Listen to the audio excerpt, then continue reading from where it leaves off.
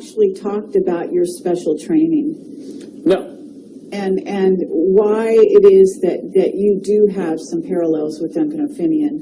And so having talked about the sort of Defense Authorization Act, at least on a very in a sort of surface way, and explained that is your motivation, can we actually go down that road to where we talk about where you've been and some of the information you have? Because I don't know if it's your clearance level that gave you that, the additional information about black projects and about certain aspects of, well, to name Area 51 specifically, possibly other places that you haven't told me about yet. Do you want to go, start down that road slightly? Sure. The level of secrecy and secret facilities and the capabilities of our nationally kept secrets would shatter most people's imagination of what is possible. Area 51, Los Alamos, Dulce, 100 other top secret bases where information is kept or hidden from the public in general, it would be very hard to accept that all of this information that is currently held secret and classified is actually real. And you know this because why? Because I've experienced things in the military that I've then told people about, and by and large, people that have never held a top secret clearance would call me either, at the mildest, a liar, the greatest accusation, crazy. Certainly my experience at Area 51 and PSY training and what I learned there and the abilities that evolved from that training session that we all seem to pick up on rather easily were most easily described to the layman as Jedi skills. It's very easy, if you know what I know, to see the correlation between what happens in the movie in the Jedi training and what happens in Area 51 and PSY training. Certainly, we in the Nines all possessed a certain level of intuition and ability that would seem advanced to anyone who watched us use it. Can you elaborate on what you may have come across? Because if you're using these abilities, you're in Area 51, at what level did you go down to, or whatever? Are you aware of off-world craft? And I mean, you know what's out there I'm not sure how much you know about Camelot, but I assume that you know the general amount of information on the internet. What can you substantiate having personal sort of knowledge of?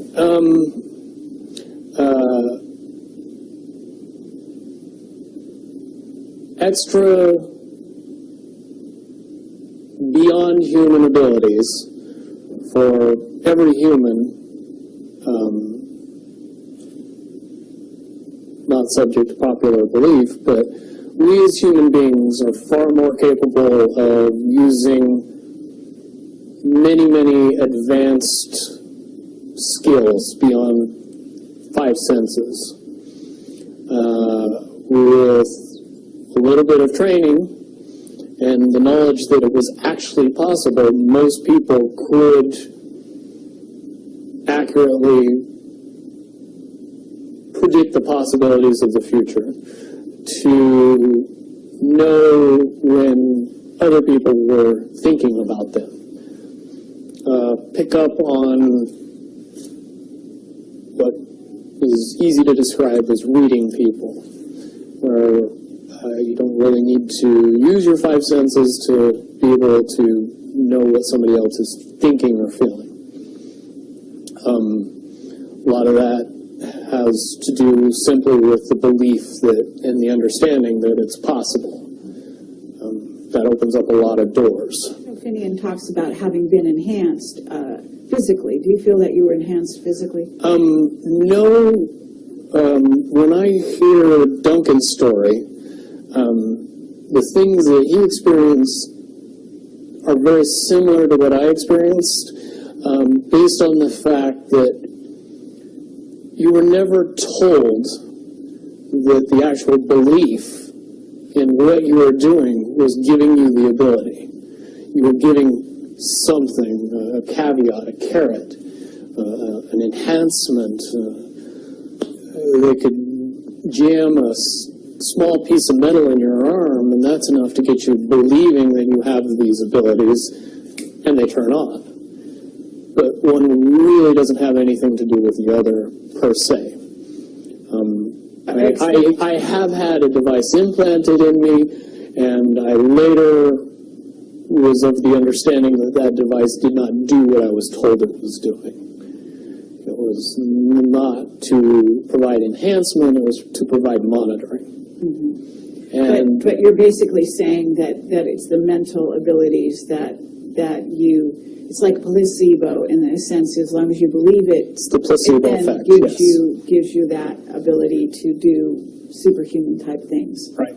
And that's very important because if you teach people these things, you want to be able to turn those things off. If you want to. You want to take those abilities away from people if you don't want them to have them anymore.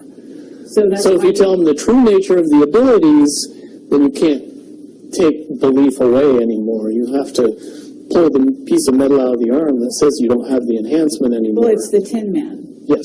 And, being told that he doesn't have a heart, he needs to have a heart installed, when in fact he had a heart all along. Exactly. Or maybe that's the lion. I forget who. But several. Lion was courage. But yeah. Yeah, several of the beings in that story.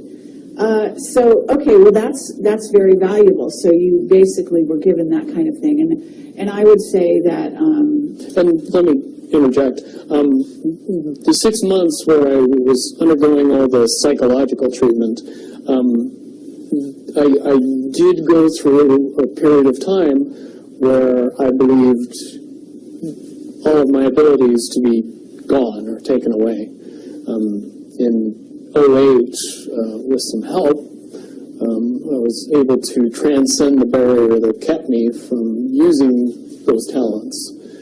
And now I've been able to refine and enhance those abilities far beyond the levels that I had in the military, which comes in handy when cops chase your cell phone GPS. Okay, absolutely. All right, so, but to get back to Area 51, and I understand that at this point you would be violating a security oath to talk about it, right? Well, let me put it in terms that it's easier for me to say and not have to go into the details of how I know, but just that I know. I'll present it to everybody very simply. What could be so important at Area 51 that would require the level of secrecy that is in existence around that facility? Well, certainly if I said that we kept the U.S. space fleet there, and that space fleet was what we would understand to be UFOs, even though the technology is easy to describe and easy to talk about and easy to educate people on, you need a lot of background in the evolution of the science that makes those things possible to be able to accept that the U.S. has dozens, if not hundreds, of vehicles that are more than capable of space flight, and make it so we would have a fleet of vehicles that would be seemingly extraterrestrial. And the reason that has to be kept that way is because if you know that those vehicles exist, you start to question the technology that they're based on. And when you start to do that, then you start to question why we're still using petroleum products and solid rocket boosters and everything else, and things get quickly out of hand after that. So to keep those vehicles a secret is to keep everything else a secret, which is why you would need that level of security to prevent anybody from finding out about it. Okay, but that space fleet, as you call it, is capable of going anywhere easily throughout the solar system without much time or hindrance to the occupants. Okay, and explain how fast one could get to Mars, for example. Just below the speed of light. Okay, but in an hour? A day, I would A day. say would be more reasonable. Okay. Incredibly fast. Okay, have you seen these vehicles yourself? I've seen one type of one vehicle. Okay. And compared to when I saw it, which was more than 10 years ago, and what should exist now, I would say that it was a tinker toy bucket of parts compared to what we should have in existence now, based on the evolution of the technology that I know. As far as off-road basis, I do not possess any personal knowledge. I do, however, believe in and have seen information that would suggest that anybody with a decent telescope could take a look at both the surface of the moon and the surface of Mars and see some things that look very terrestrial. Sure. And things that didn't exist 20, 30 years ago. One of the caveats that I do have some personal information that I did get personally involved in was some information that had to do with the stargates and Looking Glass, and more specifically the 2012 problem with those projects.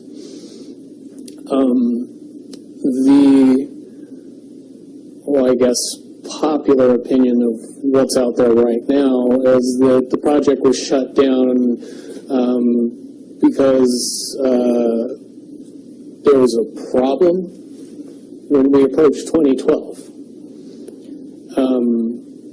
I've heard it described a number of ways, but to my knowledge, the problem is that the timelines converge on that point in time.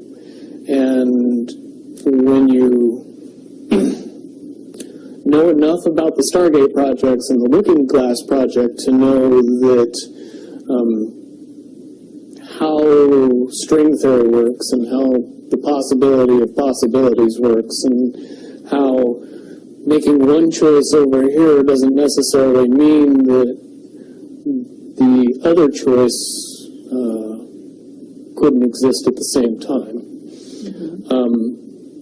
But once you get your brain wrapped around this subject, you find out that at the end of 2012,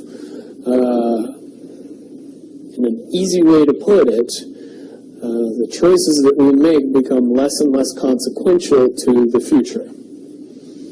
And eventually we're pushed into this bottleneck of time, no matter which choice we make. And that's important to the people that had access to Looking Glass because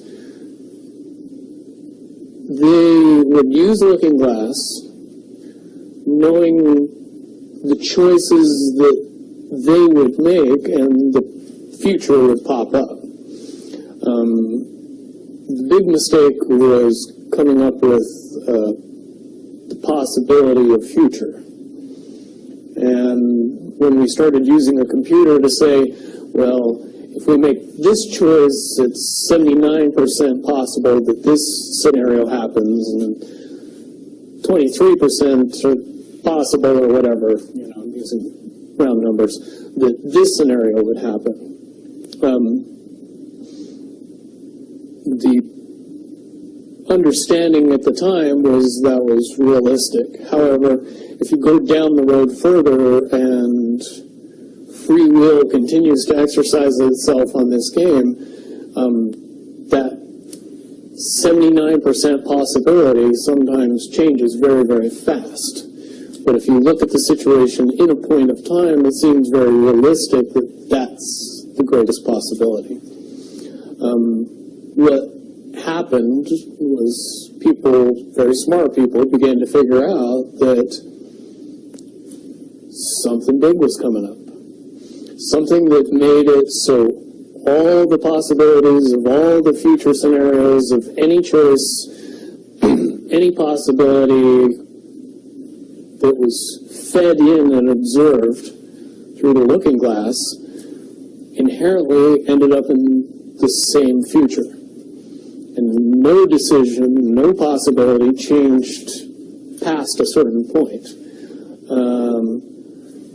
That's the big secret. Okay, so is that certain 2012 in your understanding? It well coincides with December 21st, 2012. So at that point, all possibilities lead to the same Timelines. lexicon. All possible timelines lead to the same basic set of history in the future. And what is that history to you? Did you know that, or did you find that out? That is the big question. That is the big secret. That is what sends everybody that has all of the information, that knows everything, into a blind panic. The people that know everything about Looking Glass, that have gotten all the reports and all the information, the elites of the world, probably figured out that that was the end of the game. And nothing could be manipulated beyond that point.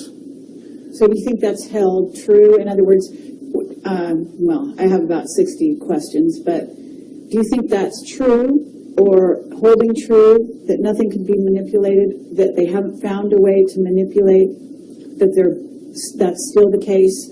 I mean, this is knowledge that you would have gained back when?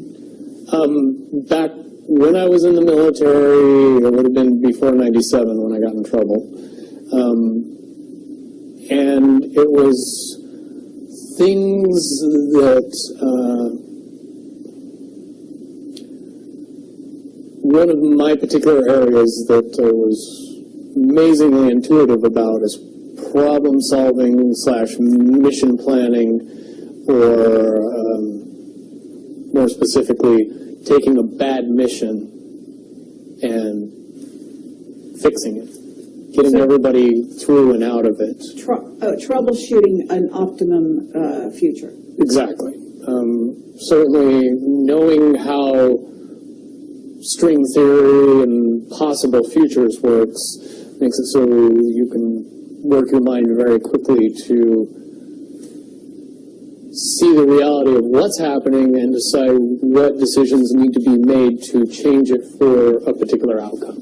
Okay, but at a certain point you said that even the powers that be, so to speak, realized that having even abilities such as yourself, you're talking about, which they, in theory, had even using a computer or a looking glass. Right, they had to use a computer to do it. Right, so in essence, but at a certain point, it's still an end game. It's still, they cannot go beyond a certain point. At a certain point, after they're done hearing the computer tell them, this is what's going to happen, over and over and over and over again, all they become focused on is, how do we fix it? Why? What is this that's going to happen? The inevitable contraction of the timelines. But what does that mean for this reality? Do you know that? I don't know that. What I do know is that I was called in and asked to solve this problem, this timeline contraction problem. And I eventually did my due diligence and did all the investigating and basically only had one piece of information, and that was reinforcement. The computer's right. The timelines will contract down to some inevitable thing that you guys won't tell me about, so I can't help you. But it's, what you're basically, you came back with was, it is inevitable, whatever it is. There is an inevitable event. It's been forecast, it's been predicted, it's been fed to us in a slop trough of what they want us to believe will happen.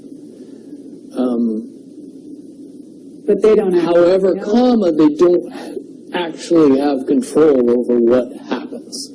They only have control over the reaction, and it seems that no matter what they try to do to cause their desired reaction, it's going to have an opposite effect. Interesting. Now, it's much, much easier for me to explain today what that process is as opposed to back then. But if I had to give it a name, I would say it's the awakening process. It's an evolution of consciousness that cannot, will not, and no matter what decisions or possibilities are injected into the equation, eventually it all resolves down to us all learning the truth and becoming aware of this massive dam of lies that has been built that keep us from knowing massive volume of information that we should otherwise possess. Okay, well that's very, very monumental to be told that from a person in your perspective, who's had your background and your exposure. Is it your understanding that the notion that Looking Glass has been, that there are various looking glasses around the globe supposedly, that according to Dan Burish were shut down. Is it your understanding they're actually not shut down? I believe that they're shut down because they are all saying the same thing, and they're completely useless at this point. What you're saying. Right. It's like the Wicked Witch, looking into the, magic mirror and always getting the same answer. Well, if you were always getting the exact opposite of the answer that you wanted, you'd stop talking to the mirror. And that's essentially what happened with Looking Glass, is not only did they not want people to use it anymore because they knew it was just going to burp out the same thing, but at the same time, they didn't want anybody else to know what it was saying, I'm sure. Because they would lose control. Because that information was of a monumental concern when I was in the military, about how to prevent this inevitability. Now, at first I thought it was end of the world. Now I see end of the world as end of their world. Well said. Okay. But are you aware, do you know the difference between Looking Glass and the yellow cube? Yes. Okay. And are you aware of what happened to the yellow cube and how it was used and so on? I believe that the yellow cube still exists. I can't say for certain if it's on this planet, but I would say that it's definitely protected from use at this point. Okay, well that coincides with the testimony we got. Can you also verify that leaders of... But let me say one thing about the yellow book and its differences with Looking Glass. The yellow cube or the yellow book would give you your possible future. Yes. So it took basically the choices that you would inherently make along a timeline and tell you what that timeline would be, given that you made all the choices that your brain would make. Well, this is exactly what I was just going to ask you. What we were told is that leaders of governments and so on, people in high places, politically, would use this to try to see their most optimum future and then follow those. So they were using it to enhance their wealth, et cetera, Yeah. in a very egotistical way.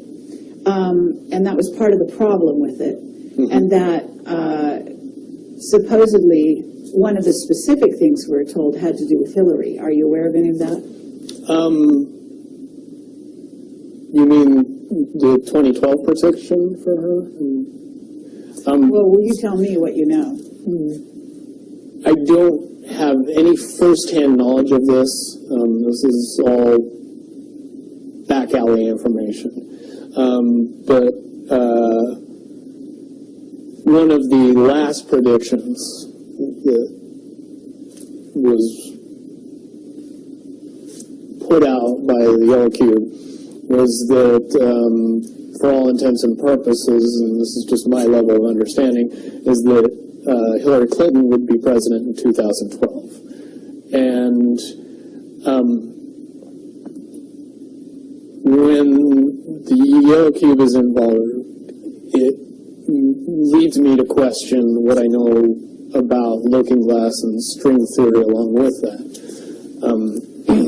The first question that anybody that knew anything about the process would know is who was using the cube when it made that prediction.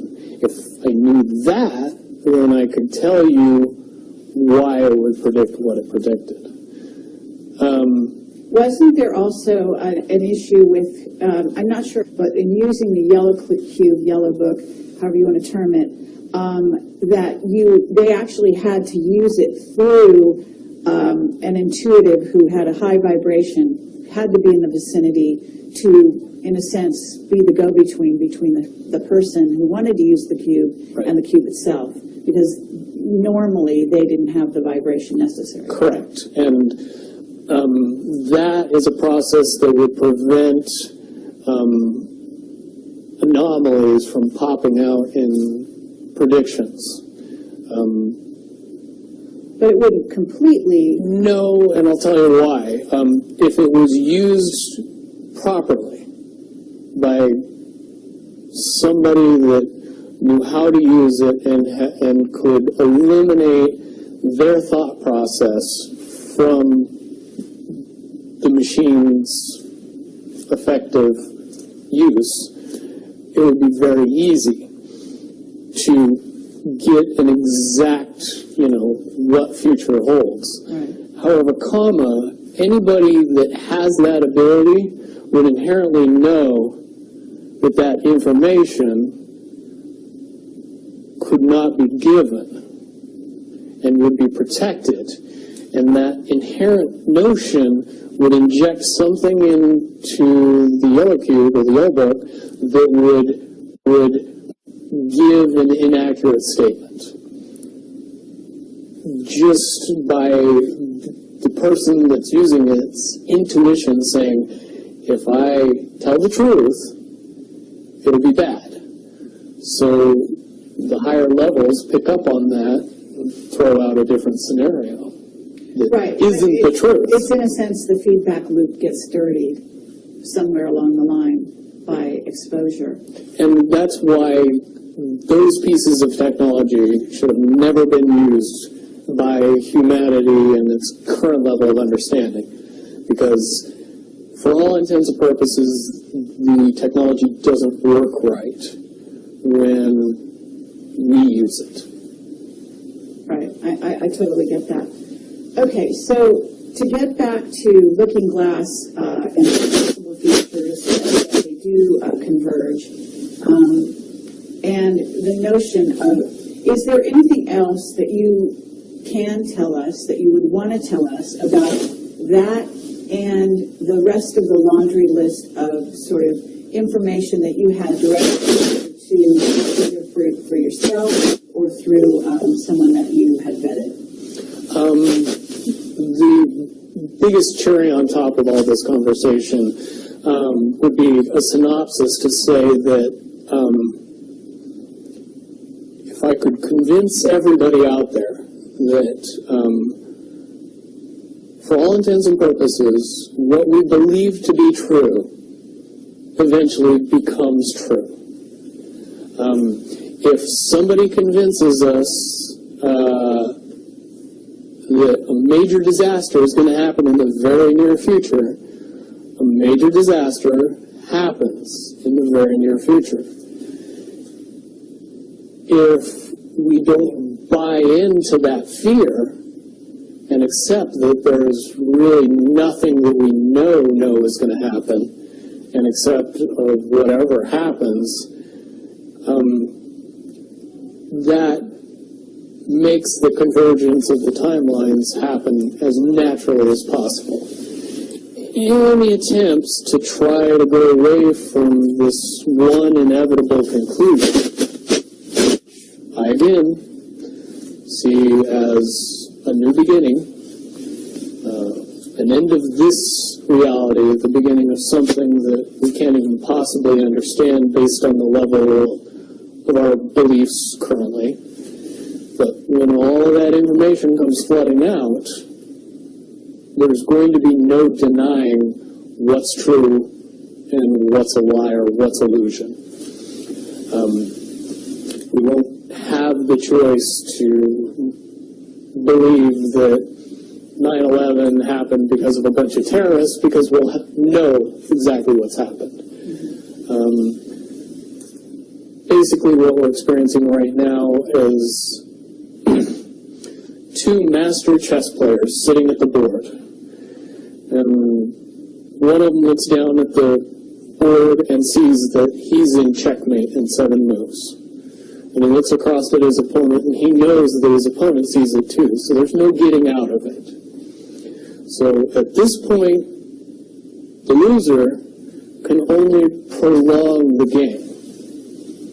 The game, both players know the game is over.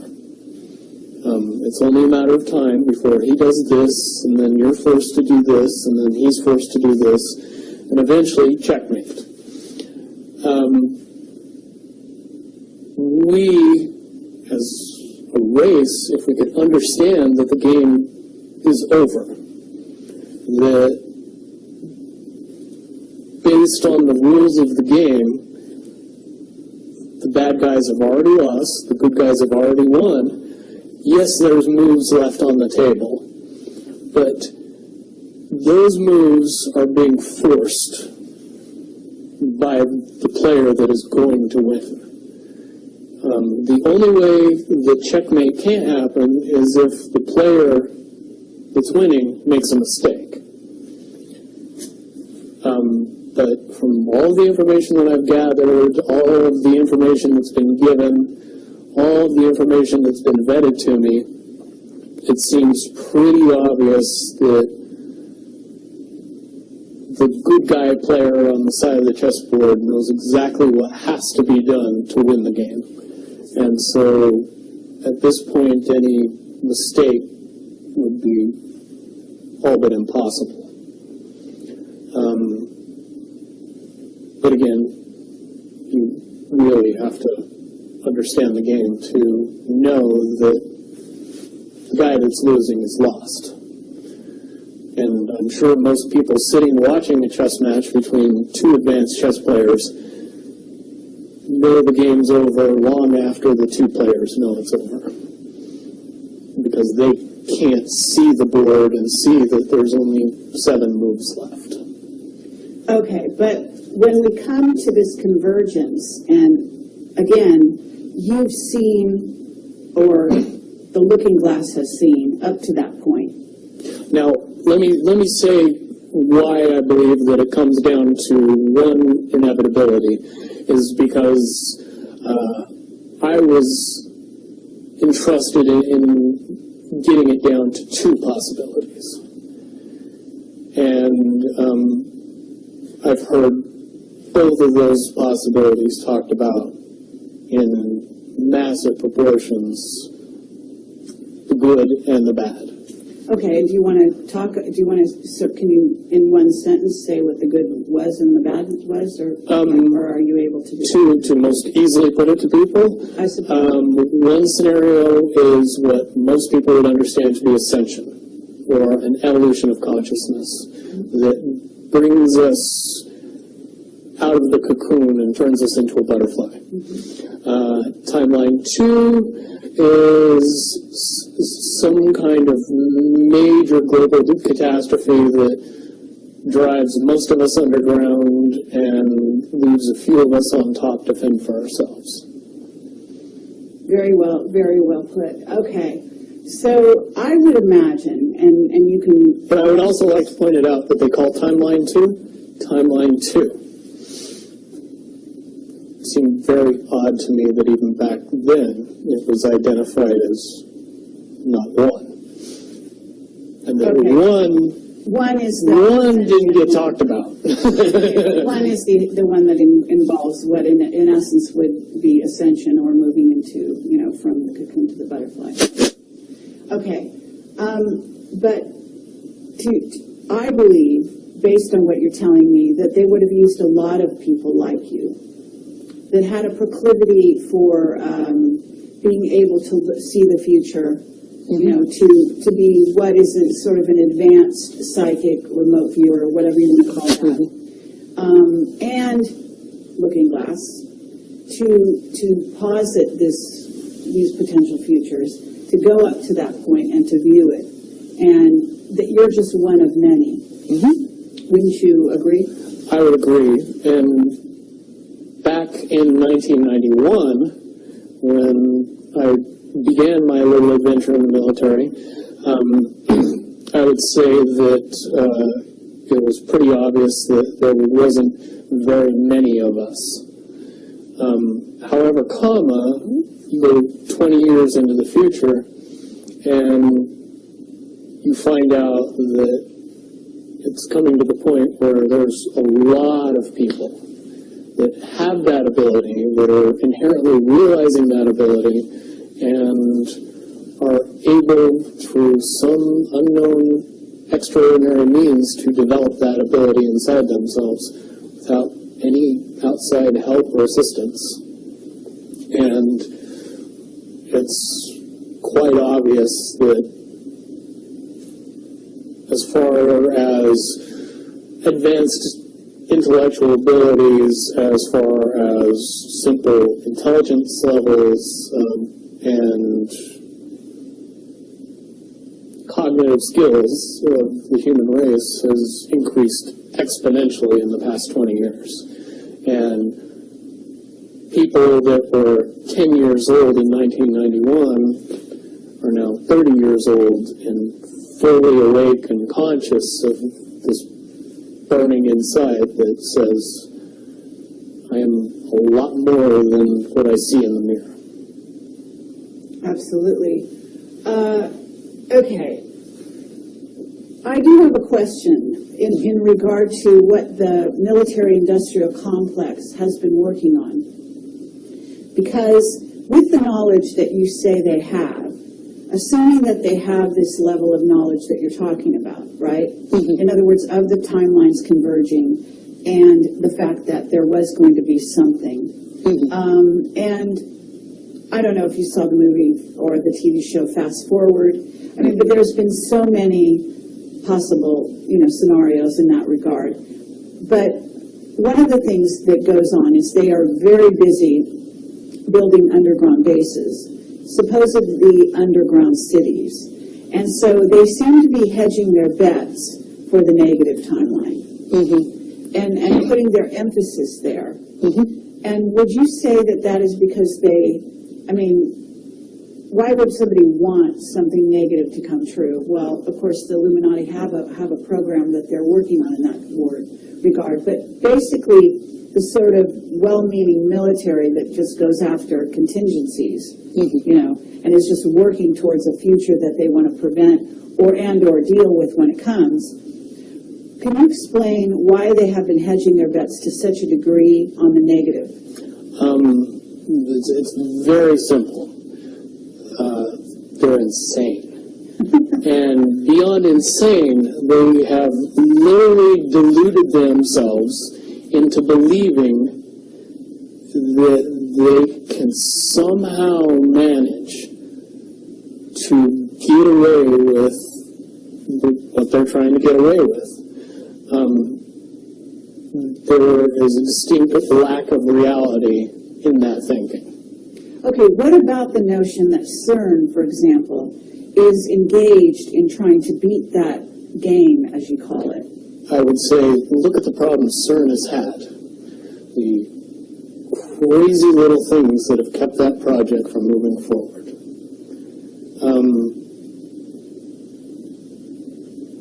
Certainly, they have never even come close to getting that project to the level that they want it to be to do what they really want to do with it.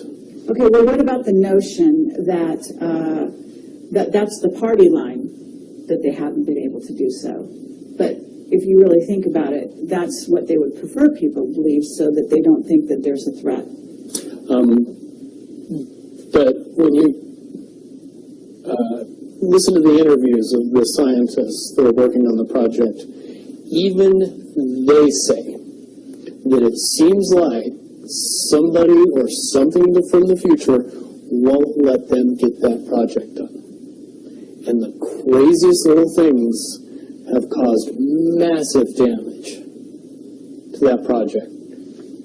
And when you get the foremost thinker in string theory saying, yeah, I don't think we're going to do it because I don't think fate